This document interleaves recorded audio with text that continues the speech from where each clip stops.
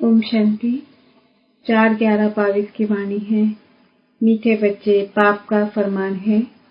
स्वदर्शन चक्र फिराते अपना बुद्धि योग एक पाप से लगाओ, इससे विकर्म विनाश होंगे। सिर से पापों का बोझा उतर जाएगा। प्रश्न: इस पुरुषोत्तम संगम युग की विशेषताएं कौन कौन सी है? उत्तर: यह संगम युग ही कल्याणकारी युग है।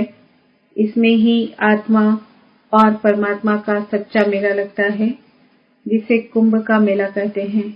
इस समय ही तुम सच्चे सच्चे ब्राह्मण बनते हो। इस संगम पर तुम दुखधाम से सुखधाम में जाते हो, दुखों से छूटते हो।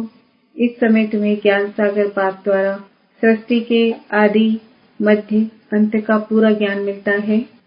नई दुनिया के लिए नया ज्ञान बाप देते हैं। तुम सांवरे से गोरा बनते हो। गीत: इस पाप की दुनिया से दूर कहीं ले चल।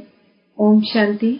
मीठे मीठे बच्चों ने गीत सुना और बच्चों की बुद्धि में यह बैठा हुआ है कि बरोबर कलयुग पाप की दुनिया है।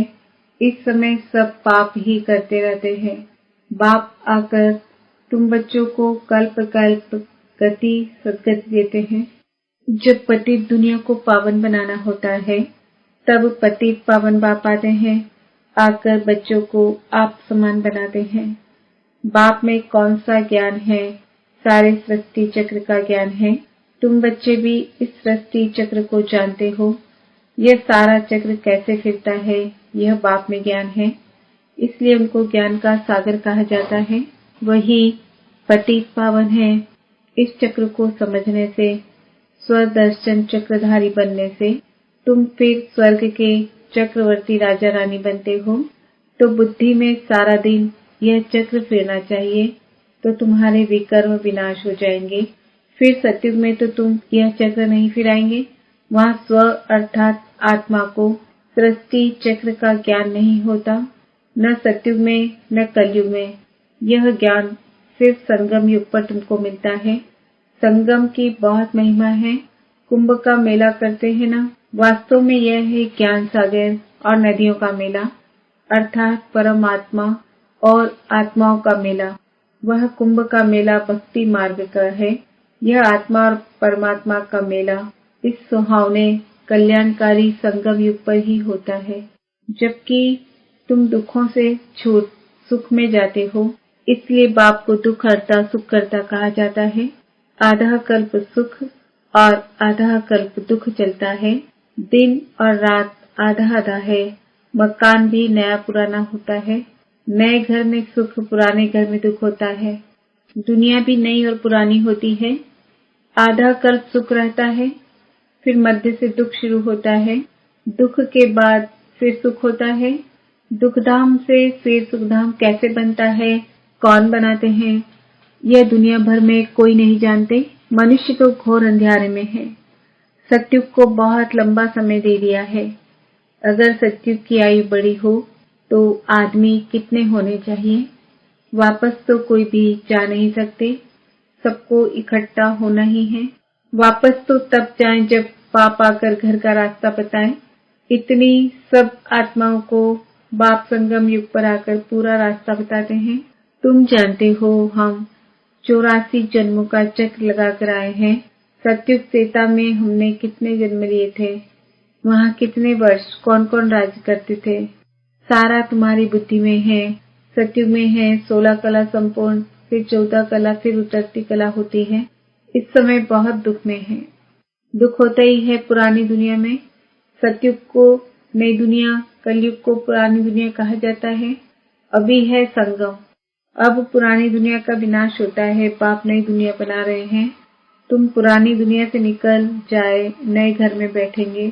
तुम कहेंगे, हम नए घर के लिए पुरुषार्थ कर रहे हैं, हम नई दुनिया में ऊंच पद पाए। बाप सिर्फ कहते हैं, मुझे याद करो, और कोई तकलीफ नहीं देते। कैसे भी टाइम निकाल फरमान मानना चाहिए, परंतु माया ऐसी है जो फरमान मानने नहीं देती, बाप से बुद्धि योग लगाने नहीं देती। परंतु तुम बच्चों ने कल पहले भी पुरुषार्थ कर इस माया रूपी रावण पर जीत पाई है। तब तो सतयुग की स्थापना होती है। जितना जो मददगार बनता है, उनको उतना इजाफा भी मिलता है। तो बच्चों को यह नॉलेज मित्र संबंधियों को भी दान देनी है।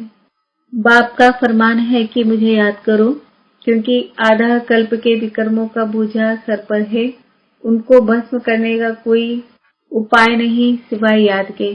भल गंगा जमुना जो को पतित पावनी कहा जाता है, समझते हैं हम पावन हो जाएंगे। श्री कृष्ण को पतित पावन नहीं कहा जाता। पतित पावन तो एक ही परमपिता परमात्मा है जो पुनर्जन्म रहित है।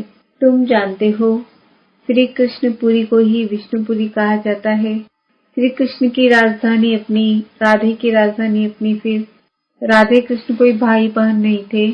भाई बहन की आपस में शादी नहीं होती। तुम्हारी बुद्धि में ये बात चिपकती रहेगी। अब मालूम पड़ा है कि राधे कृष्ण ही फिर लक्ष्मी नारायण बनते हैं। स्वर्ग के महाराजा और महारानी, प्रिंस और प्रिंसेस राधे कृष्ण गाए हुए हैं। भल जन्म माँ बाप से लिया है, परंतु नाम उन्हों का ऊंचा है। यह बुद्धि में अच्छी तरह मिठाना है। इस चक्र को फिराने से तुम्हारे पाप भस्म होते हैं, अर्थात रावण का सर कटता है। यह सतयुग त्रेता का चक्र है ना। हम पहले से देवी देवता थे, फिर हम क्षत्रिय वैश्य बने, अब फिर हम ब्राह्मण बने। ऐसे नहीं कहते चिरंजीवी भव, परंतु कहते हैं मुझे याद करो। तो इस जन्म सहित जो भी पतित बनाते हैं रावण, वह है संपूर्ण निर्विकारी दुनिया। तब तो देवताओं के आगे जाकर गाते हैं, आप सर्वगुण संपन्न में थोड़ा क्लास संपूर्ण। यह महिमा शिव के आगे नहीं गाएंगे। देवताएं जो पावन हैं सो पतित बनते हैं। सतयुग में विकार होते नहीं। हम आत्मा 84 जन्म लेते हैं। दूसरे धर्म वालों के लिए 84 जन्म नहीं कहेंगे। धारणा के लिए मुख्य सार, स्वदर्शन चक्र फिराते पूरा पूरा नष्ट मोहा बनना है। मौत सिर पर है, इसलिए सबसे ममत्व निकाल देना है। बाप से वर्षा लेने के लिए पूरा श्रीमत पर चलना है। आत्माभिमानी बन सपूत बच्चा बनना है। वरदान, मन और बुद्धि को सदा सेवा में बिजी रखने वाले निर्विघ्न सेवाधारी भव। जो जितना सेवा का उमंग उत्साह रखते हैं उतना निर्विघ्न रहते हैं, क्योंकि सेवा में बुद्धि बिजी रहती है। खाली रहने से किसी और को आने का चांस है और बिजी रहने से सहज निर्विघ्न बन जाते हैं। मन और बुद्धि को बिजी रखने के लिए उसका टाइम टेबल बनाओ। सेवा व स्वयं के प्रति जो लक्ष्य रखते हो, उस लक्ष्य को प्रैक्टिकल में लाने के लिए बीच बीच में अटेंशन जरूर चाहिए। अटेंशन कभी टेंशन में बदली ना हो। जहाँ टेंशन होता है वहाँ मुश्किल हो जाता है। स्लोगन, सेवा से जो दुआएं मिलती है वही तंदुरुस्त रहने का साधन है। ओम शांति। आज का समान है, मैं आत्मा निर्विघ्न सेवाधारी हूँ। ओम शांति।